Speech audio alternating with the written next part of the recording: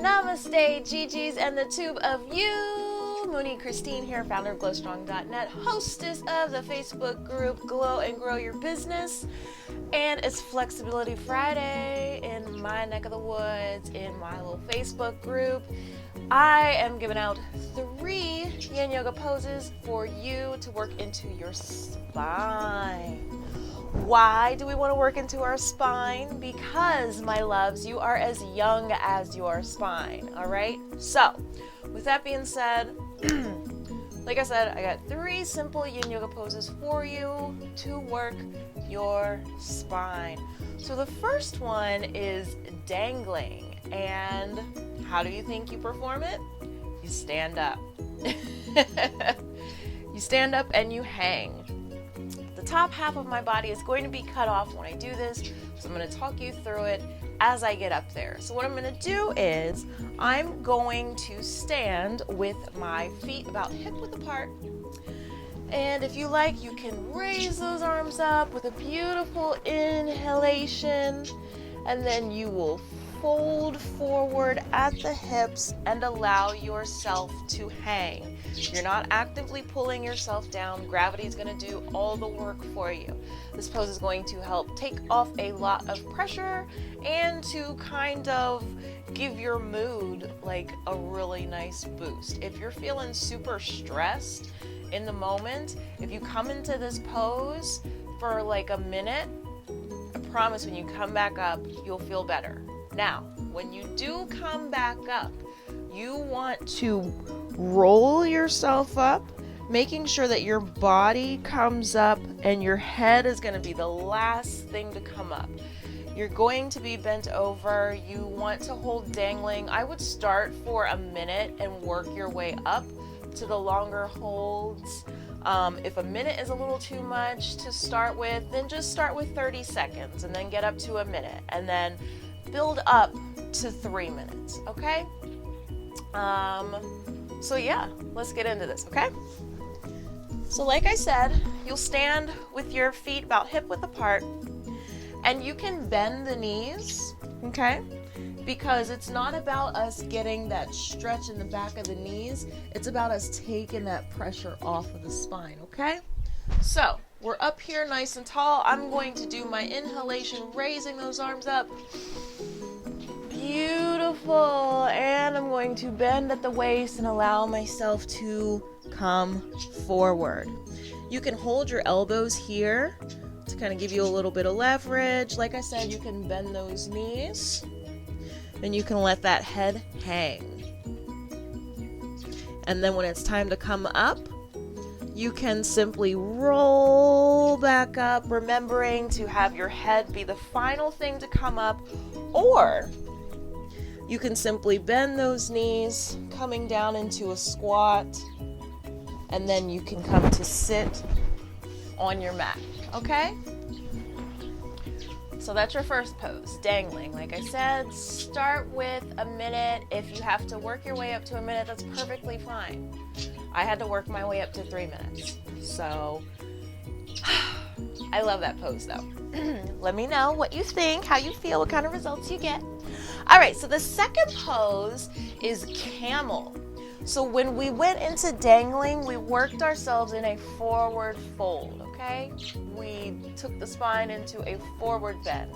In camel, we're going to arch the back, okay? So we're going to take it the opposite direction. To come into camel, you're going to stand on your knees, and they're going to be about hip width apart. Bring your hands to your lower back for support. Inhale, exhale, arch that back, pushing those hips forward. And you can either let your head hang back, or if you have neck issues that give you trouble, then just go ahead and keep your chin to your chest, okay? So, up on those knees, inhale, exhale, arch back, and you can stay here. Camel is one of the more yang-like postures, so you want to max out at about a minute on camel, okay? A minute at a time, because it does engage your muscles. And in a Yin Yoga practice, the object is to target the joints and the deeper connective tissues. And we do that by letting the muscles relax, okay? So, when you begin, make sure that you are pushing those hips forward, okay? And then as you become more flexible, so what you can do, you can hold it for a minute, and then slowly come forward and sit back in a child's pose. And so when you come up into camel again, this time you can find your heels and rest your hands. Just remember, push those hips forward and open that chest up. And again, you can let that head hang back, or you can keep the chin to the chest, okay? So what I normally do is I'll do 3 camels. I'll do a camel, sit back in a child's pose. Another camel, and I'll go a little deeper, sit back in a child's pose. Final camel, go as deep as I can without hurting myself, because again, your yoga should be uncomfortable but never painful. In Yin Yoga, we do something called playing your edges, and that's where you find the Goldilocks position. Think about Goldilocks and the 3 bears. Papa Bear's stuff was too hot and too hard. Mama Bear's stuff was too soft and too cold. But Baby Bear's stuff was just right. So if you go too deep in a pose, you'll hurt yourself. But if you are too shallow in a pose, then you're not getting any of the benefits. So you have to find your first edge where it's uncomfortable but not painful. And then as your body opens up, that edge will move. And so you come to your next edge, okay? That's playing your edges. So when I do my first camel, I do that nice mild arch. I don't go back to touch my heels. On my second camel, I'll go back to touch my heels, and then on the third camel, depending on how open I am that day, because your flexibility will vary from day to day and also from side to side of your body. And so depending on how open I am, then that will determine whether or not my hands are going to go to the mat, or if I'm just going to keep them on my heels, but still go as deep as I can, finding that third edge. And like I said, after each camel, I go back to sit in child's pose to relax. After your final camel, I would do a 3-minute child's pose. 3, not 30. I would do a 3-minute child's pose just to really let your energy go back to balance itself, to find a state of normalcy, because you will release some energy working into the joints. Simply happens. So yeah, that's camel. Okay. All right, so our final pose is reclined twist.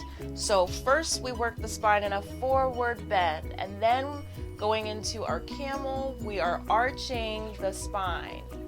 We're doing a back bend. So now we're going to twist the spine, okay?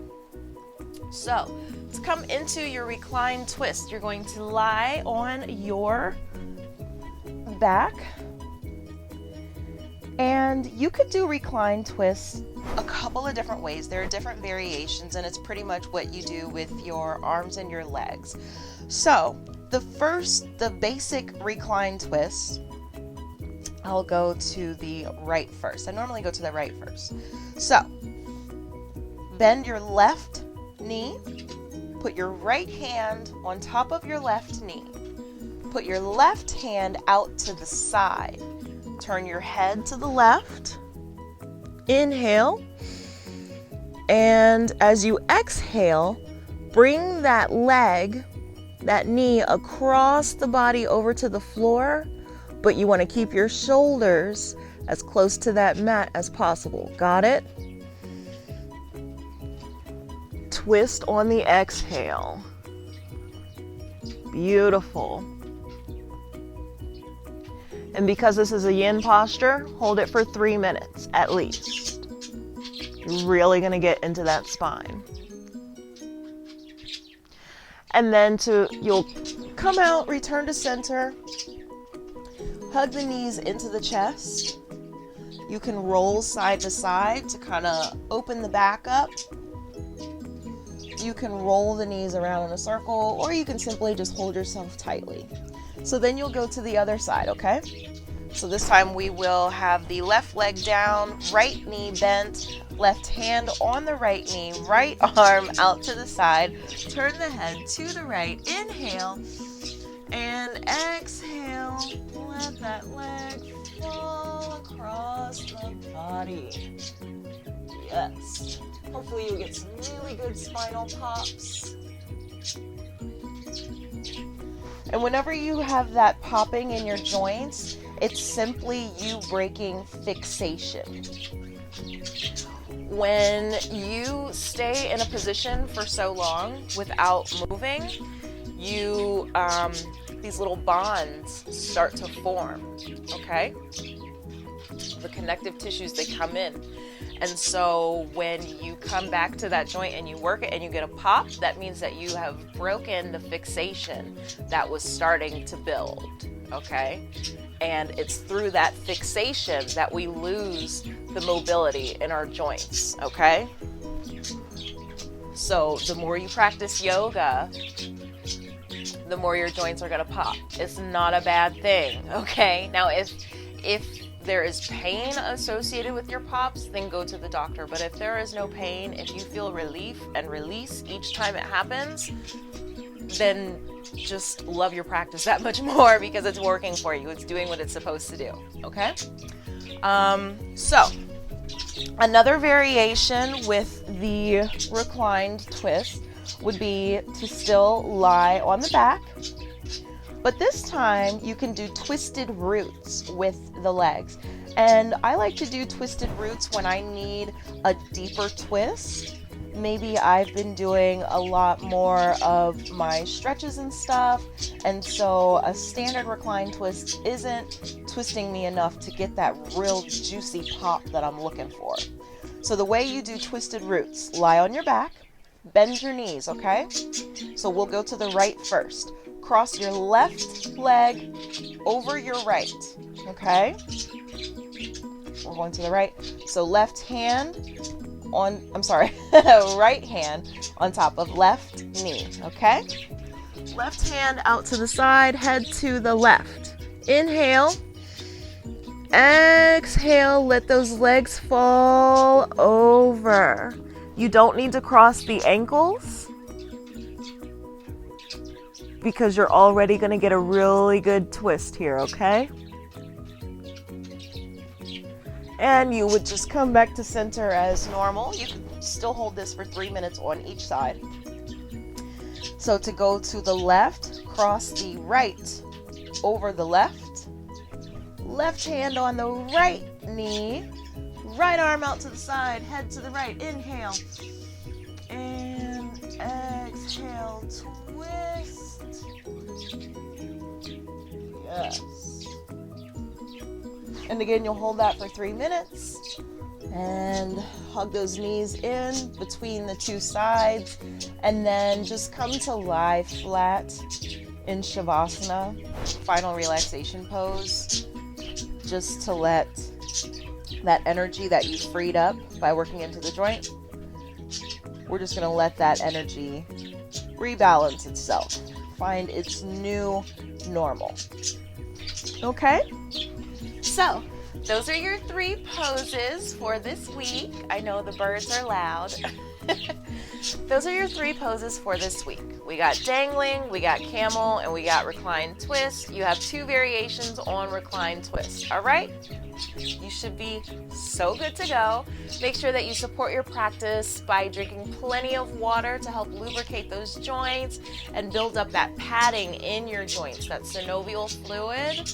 Yes, that is the cushioning that is in the joints, and you need water for that, okay? So I recommend to all my clients, anybody that talks to me, try to get as close to that gallon of water per day as possible.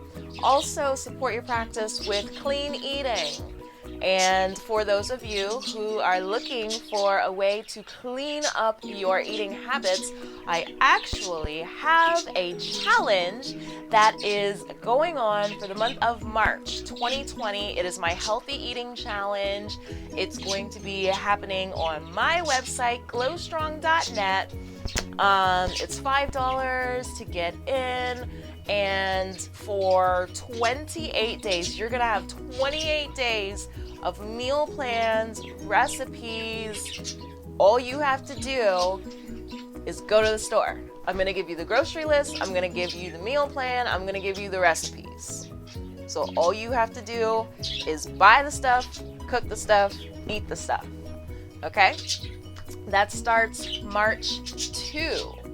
Sign up for that closes March 1 at 11:59 p.m. Eastern Standard Time. So if you want in on that, just let me know in the comments, and I am so happy to get that link to you.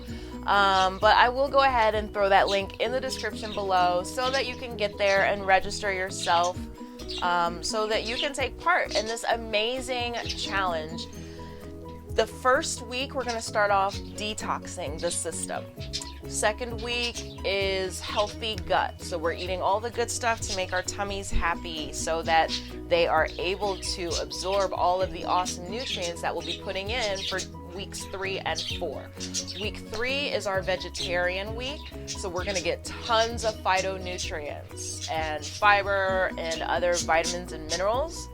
And then we will close things out with superfoods. So we are going out with a bang with nutrient-dense foods that are going to make you feel fuller, longer, and give you all of that super awesome good stuff that your body needs. Yes? Yes. So make sure you check the description box below for that. And with that being said, I will see you this time next week for the next episode of Flexibility Friday. If you are watching this on the tube of you, make sure that you like and subscribe so you get notifications every time I upload something new. And for my amazing glowers and growers, I love you. Have a beautiful weekend, and I'll see you for Skincare Saturday. Namaste.